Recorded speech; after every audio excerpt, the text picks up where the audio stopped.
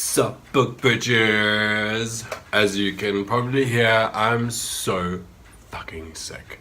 Okay, my nose is blocked, my ears are blocked, I can hear nothing except the sound of my own voice, which is, I hate to admit it, is actually kind of annoying. But not as annoying as these 3 books. The first book what the fuck? Okay? It's the discovery of witches. As far as I'm concerned, if I was Indiana Jones or Lara Croft Tomb Raider and I found this fucking thing, I would put it back.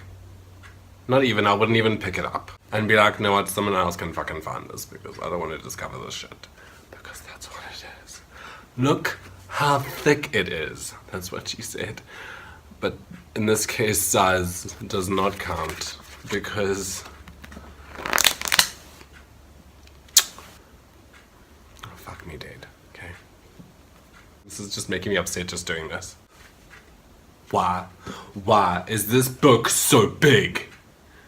I feel like I'm procrastinating reviewing this because it took so fucking long to review. You know Taylor Swift just launched her new song, right? I'm pretty sure that it's basically my relationship with Deborah Harkness. How did she know? I'm just glad that she's put it out there for everyone to understand what I went through reading this. So basically the only reason that I picked this up was because it was a read along and I was told that it's just like Twilight but with witches and vampires. Fucking cool, right? Fucking lies. Okay? Fucking lies. So if you can write well, Deborah Harkness can just write a fuckload of words. So I read this, and I'm not gonna lie, okay? The intro it started off really well. Diana, I don't even remember the characters' fucking names. I'll try to wipe it from my memory. So Diana's in this library and she needs to get this fucking book. She coaxes it off the shelf with magic. And obviously the fucking vampire sees it and he's like totally in love with her, but nobody knows because, oh my gosh. Whatever. So basically it was really cool, the intro. And then the rest of the book happened. Fuck. She's like this chick that's in denial that she's a witch, her whole family is witches, whatever. She lives with her lesbian aunt, which was really cool. I really enjoyed the fact that they had a gay couple inside there. That's really awesome. That she's super open-minded. Just wish she was more open-minded about cutting down the size of this shit. So she goes on this amazing adventure. She hooks up with this fucking vampire guy. I don't even remember his name. Apparently he's so hot. Matthew, that's his name. He's so hot, and then she meets this family who also fucking vampires, obviously not blood related, in the middle of the fucking other side of the world. Anyway, so her powers grow and shit happens, shit goes down, and to save themselves, yes, this is basically the entire book. In how many seconds was this? This is a spoiler. If you're gonna read this, but don't fucking read it. But this is a spoiler if you are. So basically, they teleport back into the past to save themselves. Fucking great. I just told you the whole story in literally under a minute. Fuck. My problem with bad things is that I will carry, like if it's a bad TV series, I will watch that one episode all the way until the end and then turn it off and be like, okay, that was a really cuck show. The problem with a book and the problem with the fact that it's a trilogy is that now that I've read one, I have to now read all 3 because I need to know how it ends and I need to know how it gets to that end. And then after it's done, I can be like, wow, that was so bad. If you go and look at my Goodreads, I gave this a 3, but it's not because I cannot give 2.5 for a book.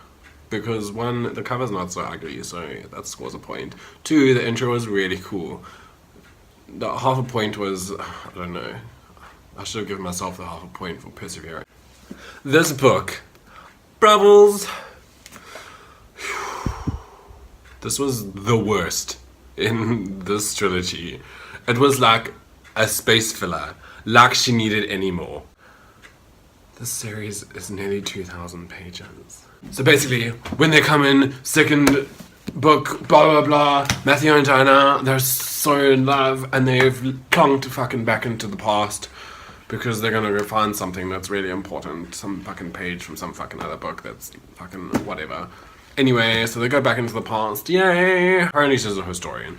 That's great, excepting don't put facts with fiction. Okay, there's a reason why it's a fact, and there's a reason why it's fucking fiction. Okay, don't smash them together, because no one cares.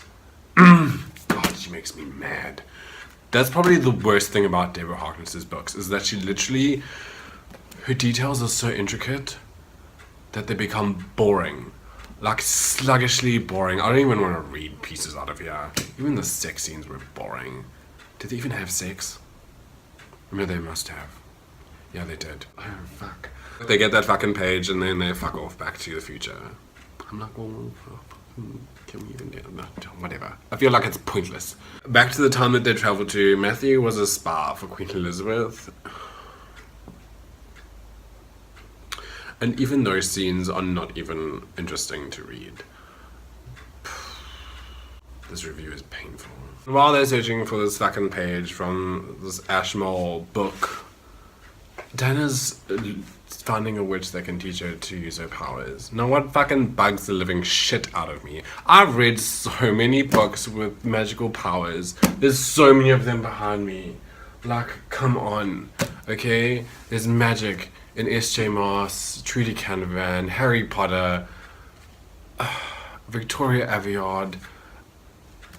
Do you know what she likens using magic to? Please. Okay, there's no fucking wands. They're not siphoning magic out of the air. They're not siphoning magic out of themselves. She likens it to fucking knitting.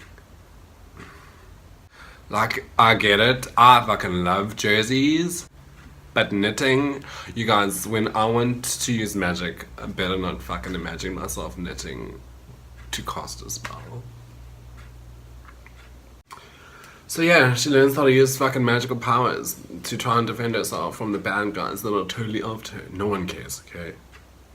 So yeah, this book is soups. Totally go out and buy it. And that's about as exciting as this book is gonna get. It's not as bad as the first two. I think I gave this a 4 because I couldn't give it a 3.5. Because the action scenes, when they fucking are, you know, when she isn't trying to escape them like she did in the second book, where she just completely fucking ruts past these amazing scenes that could totally happen, moving the pace at a much faster time. In this one, they plunk themselves back into the present and they found off the bad guys. And she gets superpowers. And I don't know how people don't think she's fucking weird because she's walking around with fucking manuscripts scrolling around her fucking arm, which, like, let's be real, if you saw people with moving fucking tattoos, you'd be like, this shit's going on here. In book 2 is that someone really important dies. Probably one of the better characters in the book was one of the gay aunts, and she dies. Only Diana, that stupid fucking witch bitch, finds out in book 3. And I don't feel sorry for her, I feel sorry for the aunt. Actually, I feel glad for her because she's no longer part of the series. She's like, bye bitches, I don't want to be part of this anymore. Diana and Matthew's epic tale reaches its stunning climax in this highly anticipated finale to the #1 best-selling trilogy. Honey, if this was about sex, there would be no climax in this fucking book, okay?